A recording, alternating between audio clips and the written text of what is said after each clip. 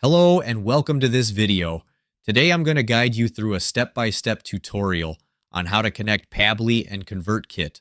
It's easy to get started, and if you'd like to follow along, there's a link in the description below. You can use it to sign up for a free trial or quickly log into your account. First, go to Pabbly and open Settings. Next, navigate to Connections. Click on Add New Connection.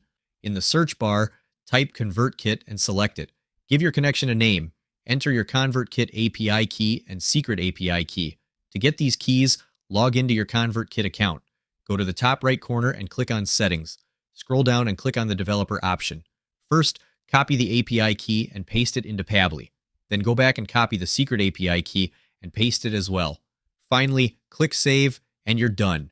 If you're looking to quickly grow your email list while also earning high-ticket commissions, I've got a free training program for you, linked in the description below.